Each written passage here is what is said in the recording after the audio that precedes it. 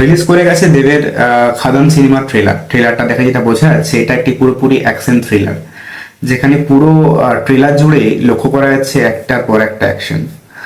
এবং এখানে দেবকে দেখা যাচ্ছে একটা অ্যাকশন হিরো হিসাবে আত্মপ্রকাশ করতে। বেশ কয়েক বছর পর দেবকে আবার কোনো অ্যাকশন ফিল্মে অভিনয় করতে দেখা যাচ্ছে, এবং তার কামব্যাকটা যে এতটা রোমাঞ্চকর হবে সেটা সত্যি ভাবা যায়নি।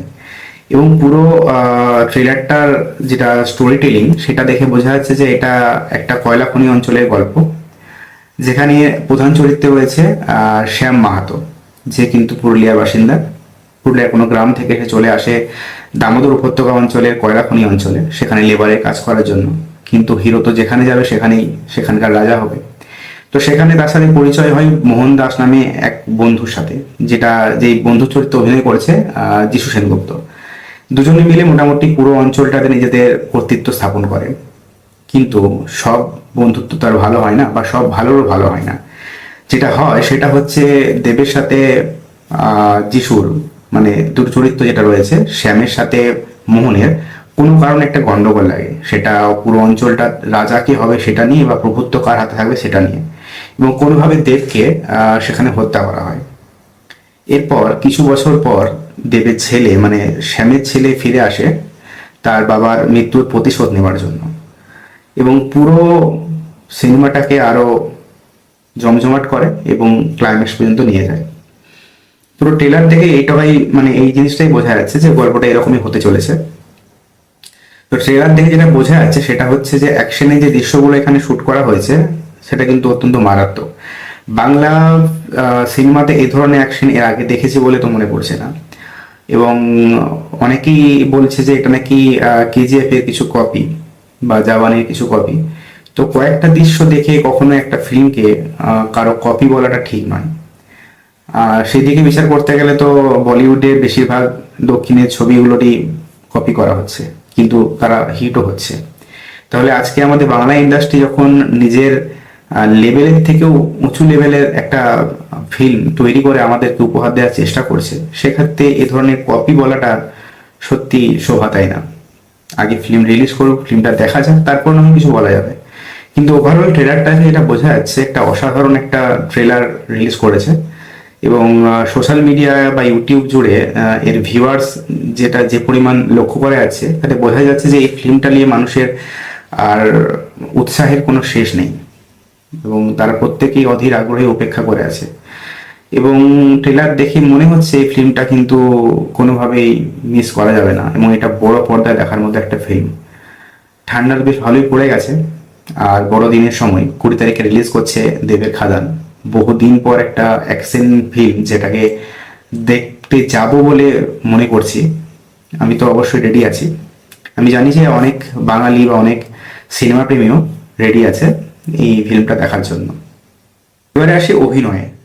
পুরো ট্রেলার জুড়ে যেটা দেখলাম সেখানে কিন্তু অভিনয়ে প্রত্যেকেই 19-20 সমান। মানে এই বলছে আমাকে দেখ, ও বলছে আমাকে দেখ। দেবের দুটো চরিত্রে দেবকে অসাধারণ লেগেছে, কিন্তু সব থেকে বেশি যিনি অবাক করেছেন তিনি হচ্ছেন আমাদের যিশু সেনগুপ্ত। তার ডায়লগ বলার যে এক্সপ্রেশন বা হাঁটার যে এক্সপ্রেশন, সেগুলো সত্যি অত্যন্ত মুগ্ধ করেছে আমাদেরকে, মানে অত্যন্ত অবাক করেছে বললেও ভুল হবো না। এছাড়াও অন্যান্য গুরুত্বপূর্ণ চরিত্র অভিনয় করেছেন বারখা বিস্ত, যিনি শ্যামের স্ত্রীর চরিত্র অভিনয় করেছেন। স্নেহা বোস অভিনয় করেছেন মোহনের স্ত্রী, মানে যিশু সেনগুপ্তর করা চরিত্রটির স্ত্রীর ভূমিকায়। দেবের ছেলে, মানে শ্যাম মাহাতোর ছেলের চরিত্রে দেবকে দেখা গেছে, কিন্তু তার প্রেমিকা চরিত্রে দেখা গেছে ইদিকা পালকে। এছাড়া অনির্বাণ চক্রবর্তী, মানে আমাদের প্রিয় একেন্দা, সে কিন্তু একটা গুরুত্বপূর্ণ চরিত্রে এখানে অভিনয় করছে। এছাড়াও টলিউডের বেশ কিছু কলা কুশলীদেরকে দেখা গেছে গুরুত্বপূর্ণ চরিত্রে অভিনয় করার জন্য। তাই বোঝা যাচ্ছে স্টার কাস্ট কিন্তু অত্যন্ত মারাত্মক। এবারে আসি ক্যামেরার পিছনে একটু, মানে এই পুরো যে ফিল্মটা দেখতে পাচ্ছেন বা এই যে সুন্দর ট্রেলারটা দেখতে পাচ্ছেন, এর পিছনে যিনি রয়েছেন, যিনি পরিচালক, তিনি হচ্ছেন সুজিত দত্ত, যিনি রিনো নামেও পরিচিত। সুজিত দত্ত সম্ভবত 2015-16 সাল থেকেই এই কয়লা খনি অঞ্চলে বিভিন্ন সমস্যা নিয়ে কিছু তথ্য সংগ্রহ করতে শুরু করেন, এবং এই পুরো বিষয়টাকে উনি একটি ফিল্মের আকার দেন এবং একটি কাহিনী লেখেন, যেটার উপর কেন্দ্র করে এই খাদান সিনেমাটি তৈরি করা হয়েছে। এখানে চিত্রনাট্য রচনা করেছেন বিশ্বরূপ বিশ্বাস এবং সুজিত দত্ত নিজে। এখানে মিউজিকের দায়িত্বে রয়েছেন রথিজিৎ ভট্টাচার্য, শ্যাভি আর নীলায়ন চট্টোপাধ্যায়। ওভারঅল পুরো সিনেমাটা জুড়েই দেখা যাচ্ছে অত্যন্ত অ্যাকশনও রয়েছে, মানে খরচা ভালোই হয়েছে। তাই প্রযোজনার দায়িত্বে যারা রয়েছেন তারা হচ্ছেন নিসপাল সিং রানী এবং দেব নিজে। তো ওভারঅল একটা কম্প্যাক্ট মানে টিম এখানে লক্ষ্য করা যাচ্ছে, এবং ট্রেলার দেখেই বোঝা যাচ্ছে যেখানে কোনো ফাঁক আমরা খুঁজে পাচ্ছি না। তো আশা করছি সিনেমাটা অবশ্যই খুব ভালো হবে।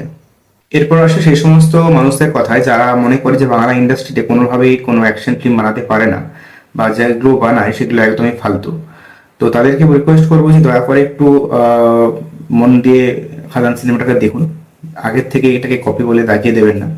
হ্যাঁ, এটা ঠিক যে আমাদের থেকে অনেক বেটার ফিল্ম বানায় সাউথ, তার মানে এটা নয় যে আমাদের বাংলা ইন্ডাস্ট্রি কিছু করতে পারবে না।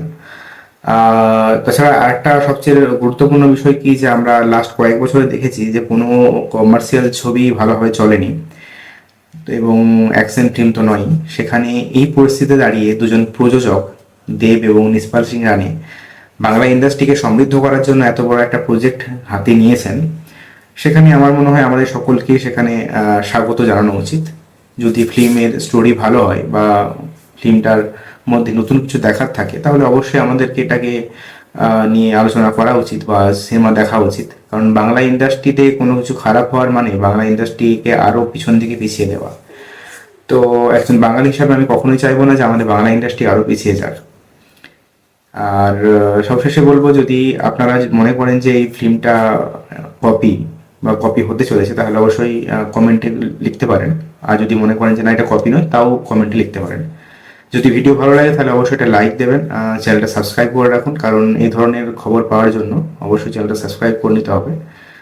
আর সকলে মিলে আমরা এটাই আশা করব, সকলে মিলে এই দেবতার জন্য বা খাদান সিনেমাটার জন্য এটাই ভগবানের কাছে প্রার্থনা করুন যে বাংলা ইন্ডাস্ট্রি যেন এই খাদানের হাত ধরেই আরও এগিয়ে যায়, মানে অ্যাকশন ফিল্মে যেন একটা নতুন দিশার সন্ধান দেয়।